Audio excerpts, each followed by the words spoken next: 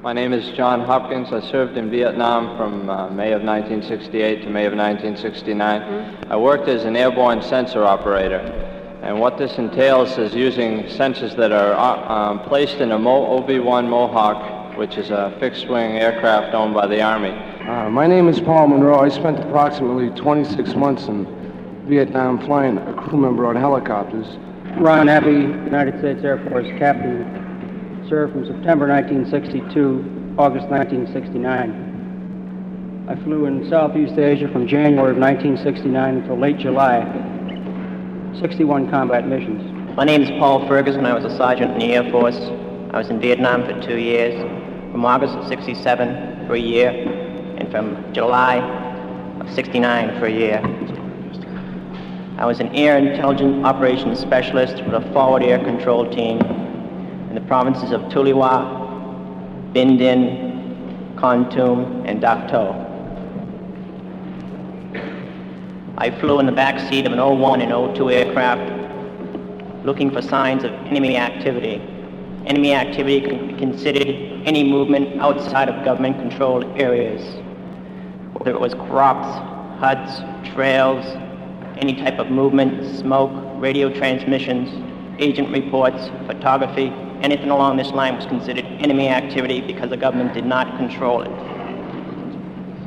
I participated in 140 missions. In his prophetic book, 1984, George Orwell described the war of the future. War, he wrote, is no longer the desperate, annihilating struggle that it was. It is a warfare of limited aims. This is not to say that the conduct of war has become less bloodthirsty or more chivalrous. On the contrary. But in a physical sense, the war involves very small numbers of people, mostly highly trained specialists. The fighting takes place on the vague frontiers whose whereabouts the average man can only guess at. Those of us who testify here are aware of the degree to which Orwell's hellish future is already upon us. Well, in the first place, infrared detects heat variation, so that all you get on the screen is a white blip. You don't know what it is or how many or anything like that. All you know it is a white blip. If while flying in the plane, I happen to see a white blip, we call in what's called H&I fire. It's just to harass who's ever there. It's not really too accurate, but sometimes it might kill somebody. You never get a read back on that anyway.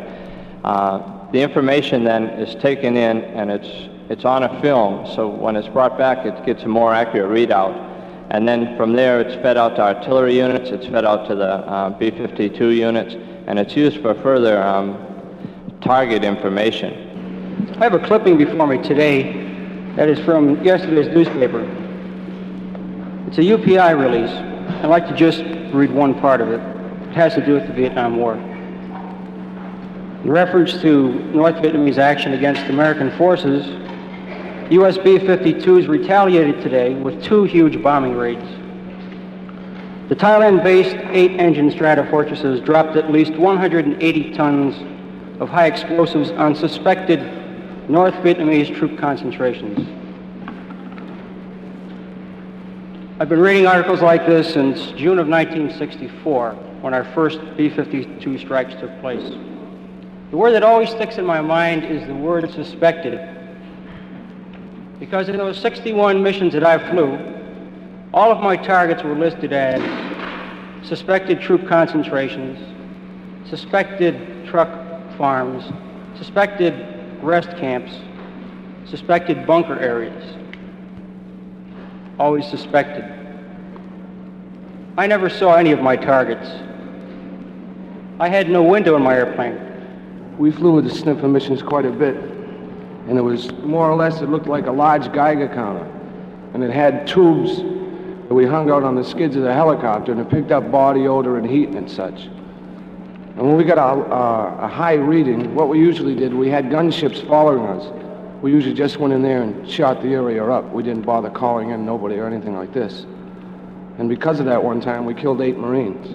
And I think there's a lot of that going on now, you know. And if we didn't shoot the area up, what we usually did was we called reconnaissance in, and they went in after we checked the area out. We did this mostly up around Laos, North Vietnam, Cambodia. There's quite a bit going on now. And this was like in '68, I guess, when we wasn't supposed to be there, you know. One of the things people probably have heard of now and again is infrared, being able to see in the dark. Well, that's part of target selection.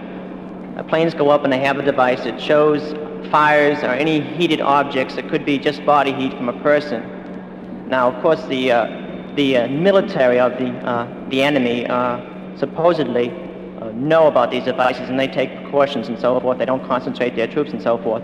But in the highlands, the central highlands of South Vietnam, there are tribal people who have had very rare contact. The only contact they probably had was deadly for them with a civilization. And the basic mean for them for clearing crop areas is to burn off.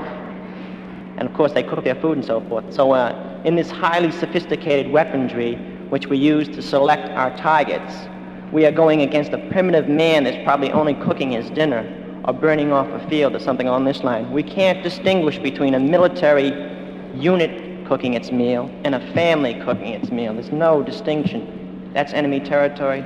Anybody out there has to be enemy, even if he's never even heard of the enemy. He is. What's the B-52? Well, it's the biggest plane we have in operation in combat. It's 182 feet from wingtip to wingtip. It stretches 3/4 of the way along a football field. And each time that we flew, we carried 60,000 pounds of 500 and 750-pound bombs. Now, if you can picture 30 Toyotas or 30 Datsuns full of 100 pounds of explosives put into an airplane and dropped, that gives you some picture of what one drop is about. Our one crew of 6 people released 3.5 million pounds of bombs on suspected targets. Just talking about B-52 strikes here, the people that have been to Vietnam know what a B-52 strike looks like and what it feels like. Just standing miles and miles away, the ground is jumping underneath you. While I was over there, they changed the course of a river. This river was running below a place called Phu Binh, and in 1 week, that river was a series of puddles, and that was a big river. It was like the size of the Charles, and it was just puddles. It's hard to feel responsible for this type of war, even for those who are close to it. There is little personal involvement. The atrocity is the result of a chain of events in which no one man plays a single decisive part. The technician who programs the computer performs no act of war. The man who places the sensor does not see it operate. The man who plots the strike never sees the plane which conducts it. The pilot, navigator, and bombardier do not see the bomb hit. The damage assessor was not in the plane, and all the others who helped mount the rain never participated in it at all.